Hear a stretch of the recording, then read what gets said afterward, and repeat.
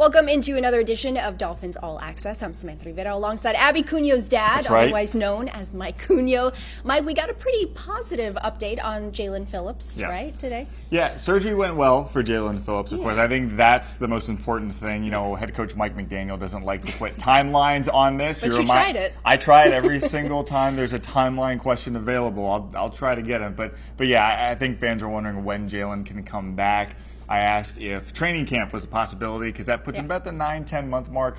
You never know. You never know. What we do know is they took the conventional approach, not the quote-unquote Aaron Rodgers Achilles surgery, but it looks like this would be a little bit longer than a timetable now that Aaron Rodgers apparently come back to practice. Apparently, his 21-day window was just open, which is insane. But it's Aaron Rodgers at the end of the day, you know. Yeah, it's Aaron Rodgers at the end of the day, and whether or not he actually plays, I don't think it's going to happen. The Jets are going to be out of it pretty soon.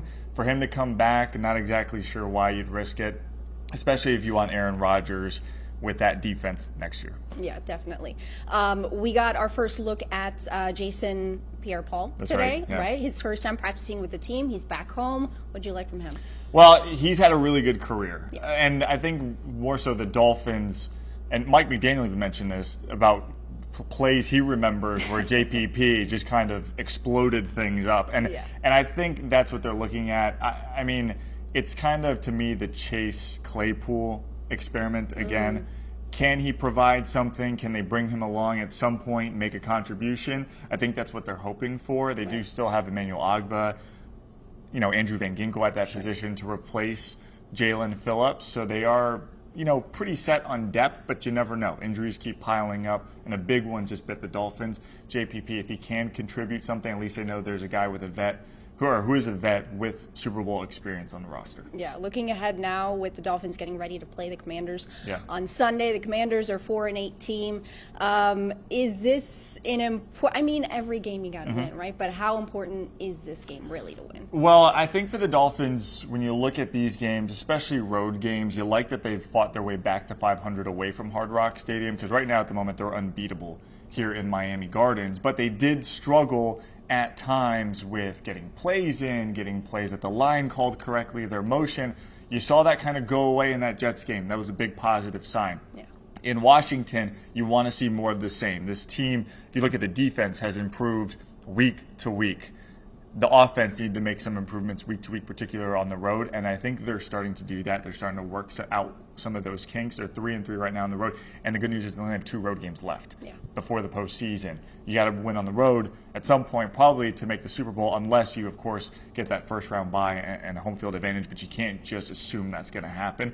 There's a lot of work left to be done. Now, taking a look at this Washington squad, they obviously have had a number of things going on with their team. Their defensive coordinator, their defensive backs coach just getting fired. How much of a distraction do you think that's going to play with their team, and is it something that the Dolphins can take advantage of? Yeah, absolutely. Look, the Jets were just in that scenario where people weren't necessarily getting fired, but a guy in Zach Wilson did lose his job essentially on the field. Yeah, that's happening in Washington, and they've got a quarterback who's been sacked 55 times in Sam Howell. That's the most in the NFL.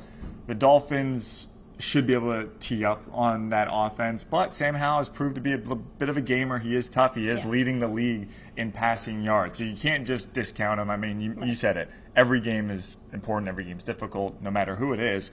So you can't take anybody lightly, but you got to feel that where the Commanders are and where the Dolphins are, they're heading in 2 very different directions. One's obviously very stable. The other situation, not so much. That's why the Dolphins are sitting here at 9.5-point favorites at the time of this taping on Wednesday. Yeah. Now, looking again back at the Dolphins with Tua and those interceptions, Daniel talked a little bit about it today, right? Yeah, look, no one's more upset than Tua is after these picks. You see it on Hard Knocks, you see it on our cameras, and you're hearing it from head coach Mike McDaniel.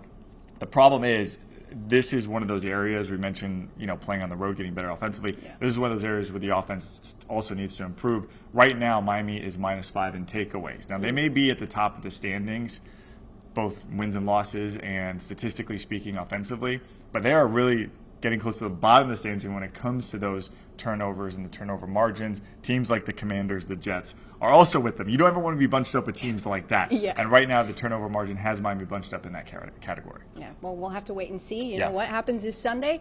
For now, I'm Samantha Rivera. He's Mike Cunha.